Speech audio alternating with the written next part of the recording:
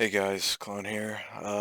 Today I'm going to be going over a positional, educational, I don't know, something like that kind of video for Mordhau, and it's going to be mainly based around mechanics, awareness, and decision making. I'm going to focus on one specific advantage that you can create for yourself, and that goes way under the rug in the entire Mordhau comp scene. It's like people don't talk about it enough, people don't utilize it enough, people don't recognize it enough. People aren't even aware of it, right?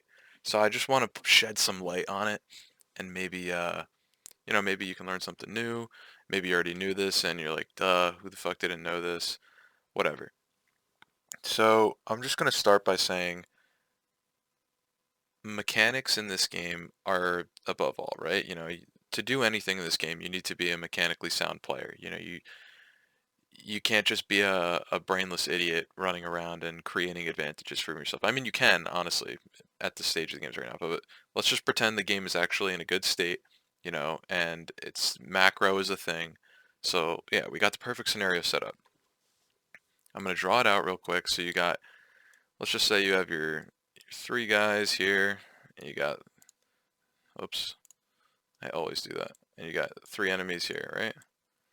So we're just going to take a 3v3 for example. If you want to be better at team play, you're a strong mechanical player, you need to be able to recognize positional advantages and you need to be able to create them for yourself, right? Or your teammate. You need to be able to create them for yourself or your teammate. So let's just say we're the red team in this scenario. And let's also say we are, this guy right here. We are number one, player number one. I have an entire video explaining on how to actually get a wrap and how to create a play through the wrap, through the initiative of the fight. Running up in the team fight, both sides clash. I have a video explaining how you kind of create that play. So I'm not going to go over that right now. I'm just going to kind of go over about actually having a wrap and having that mechanical skill to give you that positional advantage. And then I'm going to go in depth from there. So let's say the red team's play, right, is to push left. So what they're going to do is if they have the wrap play and they won the initiative of the fight's going to look something like this.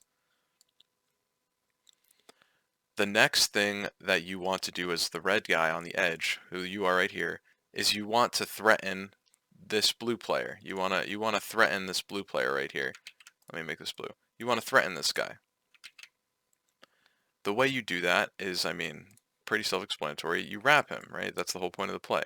And when you wrap, your teammate's going to wrap with you. You're going to S key on this side. This might be turned into a duel. Now, the correct response for blue is to front to back you as a as the blue frontliner. He's gonna have to notice that, okay, they got an enemy wrapped around us. He's gonna move from this position and he's probably gonna run up to here and he's gonna try to threaten you from continuing this wrap. He's gonna block your wrap off basically.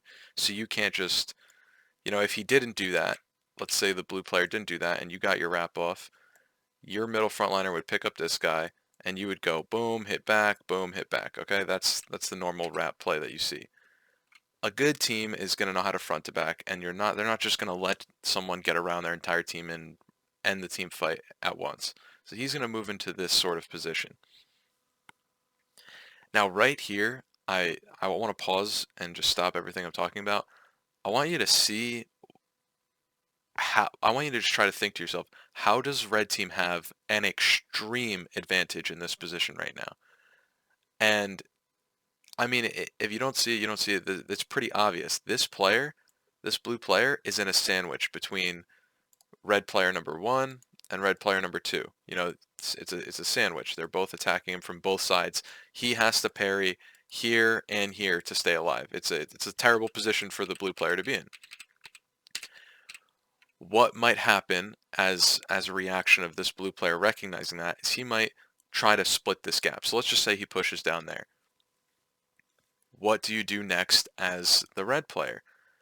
I call this the T, and I call it maintaining the T.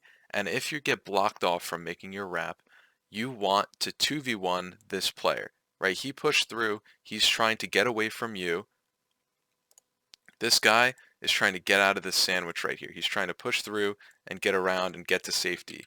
I mean, if he pushes backwards, that might be a good play, but that's not always that's usually not going to work because of the situation he's at already. He's already too deep into the enemy lines. So let's say he tries to split the gap and push through. Your job as the edge frontliner is to maintain what I call the T. So you recognize blue, you recognize that he's pushed through. You now need to recognize maintain the T. And I'm gonna explain what the T is right now. So we take that away and we'll move us into the position of the T. So blue, he's still trying to chase me, he's preventing the wrap. This formation right here is what I call the T. You know, you got the two teammates on the outside. So you got you know, teammate 1 here and teammate 2 here. You have enemy 1 here and you have enemy 2 here. Like I just said before, enemy 1 is in a sandwich. He has to parry from both sides. Terrible position for this guy. This guy has to do something. If he doesn't do anything, and let's say he just wants to run over here and fight, he's just letting a 2v1 happen for too much time, and he's losing for his team. Sorry. He has to either attack this way, or he has to attack this way.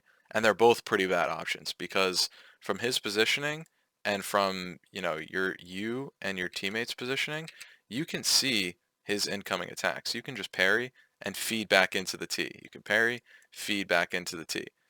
The reason, another reason why, you know, it's such a positional advantage for the red team is because they can see everything.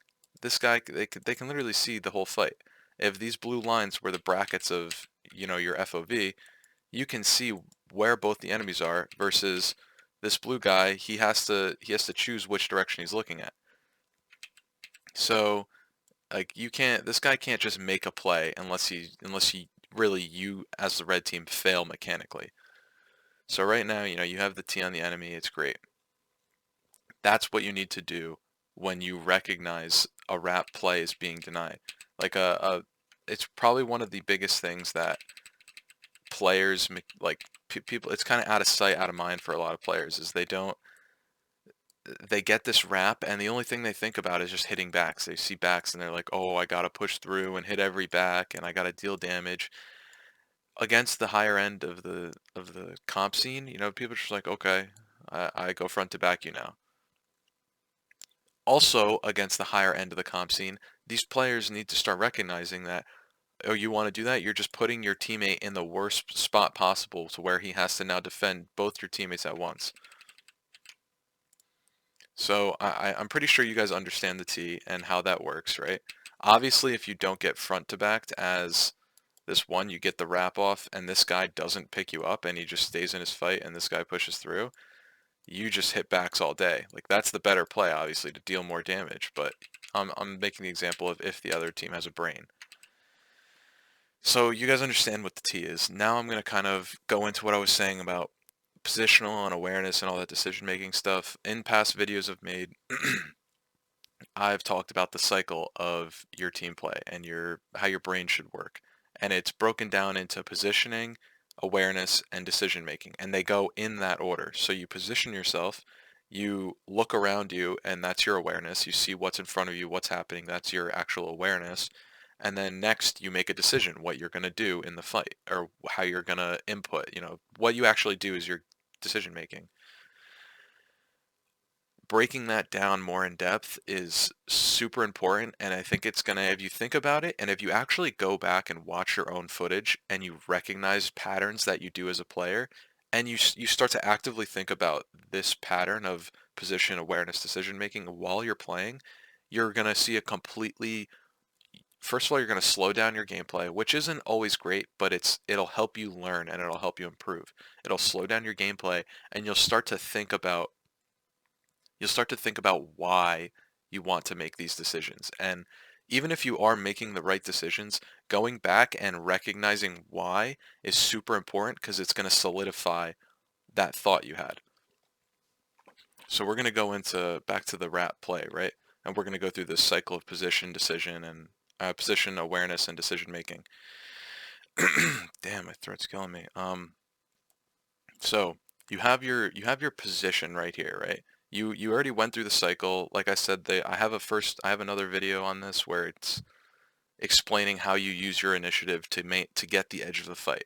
So we've gone through one cycle. You've gone through your position, your awareness, and your decision already. And now you are in this spot right here where it leaves you into the beginning of a new cycle. You have the position. Good. It's a great position. You know, you can see everything. This guy, the blue guy, can only see limited. He has to look at two different enemies. You only have to look at one. So you're already in an advantageous position. And I kind of just went through your awareness real quick. But the way I break down awareness in the game, and this is going to be a lot, but it's also something that is probably one of the biggest steps in your gameplay. Like improving your awareness is probably the best thing you can do. And your awareness is, I break it down into three things. It's who's your help, who's your threat, who's your potential threat. And when I say threat, I mean both ways. You threaten them and they threaten you. A threat is just who is engaging with you, right? That's what I'm referring to as a threat. So, who's your help? You got your teammate right here. There's your help. Your teammate is pushing left with you, right? So you know that. You know where your help is with your awareness. You might even see him start to push towards you. The enemy is your threat. The guy on the very edge is your one and only threat currently. You only have one threat. Now, your decision making next is, what's the best possible thing to do? It's to sandwich the enemy, right? You want to push, you want to create the T, blah, blah, blah. So we're going to go into that. You have this T formation, this guy's here, and then you get front to back.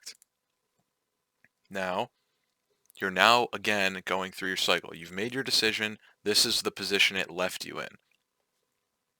From this position, you think, okay, what do I see? What am I becoming aware of? You're aware right now that you have this guy in the T, right? There's a T going on here. That's great for your team. You see that you have a potential threat coming to attack you right now. He's forcing you out, which is what you want to do. It's like he's forcing you to do the right thing almost. So you push out as your decision. You like, let me get away from this guy and apply pressure to this guy. Your teammate is going to think, oh, he's going to be aware at the same time and see that you're moving, player number one is moving down away from the front to back, and he's going to think, okay, let's just maintain the sandwich. It's a very black and white scenario, this whole T formation, and it happens, you're able to actually take advantage of the scenario a lot more. Like, you're going to see a complete difference in how you play as an edge frontliner or a middle frontliner when you start to when you actually start to think about these, like, okay, I'm in a good position. Why is this a good position? What do I see here? What decision can I make? When you're on the other team, you have to, if you go through that same cycle right now, this guy's thinking, I'm in a bad position. Like, he's thinking, I'm in a bad position. My awareness is limited. I'm getting wrapped. He can't, like, you have to think about it from both sides to understand why it's good for one side. So he has limited awareness. He can't see both ways. So let's say he's only looking at you. He's going to get hit in the back. He has to make a decision. Do I just sprint this way? And this guy's just going to chase you and you're going to get put in the T. Like, he has to make a decision, and almost all of his options are bad in this point. Once you've already got the wrap, it's basically over for the other guys. If you mechanically play well. If you mechanically suck, then the guy can probably outplay you guys and get out. And I mean, that's one of very important things, is all this shit gets thrown out the door if you get outplayed, right? Like, you can have the best position, the best awareness, the best decision making, but if you fail mechanically, you're SOL. Like, there's nothing, like, you're failing the opportunity that's given to you. So that's that. And it also leads into another point. The game is won by having advantageous opportunities. When you create more opportunities and you're more proactive, or let's say you're making the right decisions, you're creating the best opportunities for your team, even if you do fail on those opportunities, you're still in a good spot because it's almost as if nothing happened. So I'm just trying to point out that to win fights, it's not always about just beating the guy right in front of you. It's about positioning yourself where your team can help you. You have to be aware of what's going on in the fight, and you have to react accordingly. So that's all I wanted to make a video about. I have a couple examples, I'll be honest. When I played this game back when I played, I'll give a great example on Team North. I was never I was never a strong. I had good mechanics. Don't get me wrong. Like I was able to be on the best team, but I wasn't. I lost to a lot of a lot of mid-tier people in duels. Like I wasn't the best mechanical player at all. I was able though to use my mechanical fundamentals and really focus on this aspect of the game of actually, recognizing and being aware and seeing what's around me and making good decisions to kind of keep me at a higher level. And that only is going to get bigger and bigger for the better mechanical players. So like if you have one of the best mechanical players in the game, I don't know, I don't even know who's the best mechanical players in the game now, but if you take them and they have the best awareness and all this, they're going to skyrocket above the rest of the scene. And a great example of that is Cyclone. Cyclone was a great mechanical player. He still lost to people in duels, some people, but he was the best player in the game hands down because he was able to have the best awareness, really strong mechanics, never made bad decisions, was able to survive, was able to create opportunities all the time and capitalize on those opportunities. And that's a big reason why teams become the best teams in the game is because they have a bunch of players who understand that. They have a bunch of players who understand that you need to create an opportunity or an advantageous opportunity for your team to snowball into the rest of the fight, to win the round, to win the game, to win the tournament, so on and so forth. So I just wanted to make this video. Hope you guys learned something. I hope it sheds some light onto a new positional or a new outlook or mindset, anything along those lines. Definitely comment. Tell me what you want to hear, see next. Tell me if you have any counterpoints. If you don't agree with this, I'd love to hear whatever you have to say. I'm washed as fuck now. I don't play the game anymore. And I understand that it's a very rat heavy meta and this doesn't really happen anymore, but whatever. Thanks for watching, guys. Later.